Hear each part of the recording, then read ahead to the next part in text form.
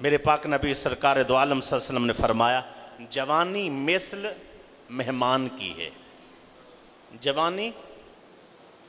جوانی مثل مہمان کی ہے. جیسے مہمان گھر میں آتا ہے تو آنے کے بعد ہم اس کو عزت دیتے ہیں, ہم اس کی تکریم کرتے ہیں, اس سے پیار کرتے ہیں, اچھے سے اچھے انداز میں اس کو پروٹوکول دیتے ہیں. ہر بندہ اپنے اوقات کے مطابق دیتا ہے.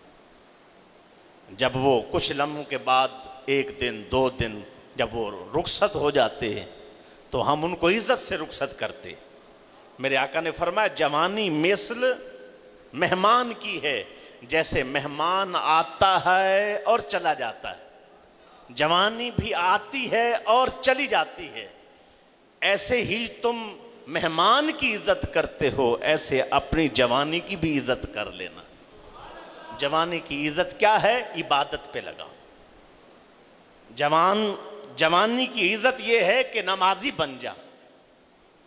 جوانی کی عزت یہ ہے کہ اللہ کے راستے پر اپنا وقت گزار. جوانی کی عزت یہ ہے کہ اپنے آپ کو اللہ اور اللہ کے رسول صلی اللہ علیہ وسلم کے لیے وقف کر دے. جتنی عبادت جوان کر سکتا ہے بوڑھے میں تو سکت ہی نہیں ہے.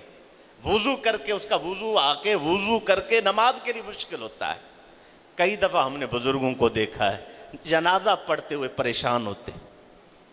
اگر کوئی جنازے پر تقریر لمبی کر دے تو وہ پریشان ہو جاتے اور کہہ رہے ہوتے, آوازیں دے رہے ہوتے ہیں ہمارا وضو نہیں رکے گا, وضو ٹوٹ جائے گا, ہاں جلدی جلدی جنازہ پڑھائیں.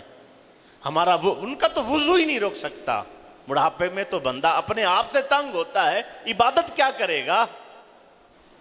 یہ جو جوانیاں تھیں ہم نے سمجھا چوک چوراہوں میں اپنے اپنے انداز میں گزارنی ہے, ٹی ویوں پر موبائلوں پر بیٹھنا ہے. نہ جناب نہ.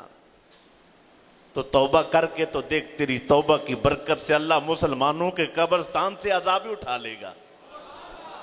تجھے تو جو ملنا ہے اوروں کو کتنا فائدہ مل رہا.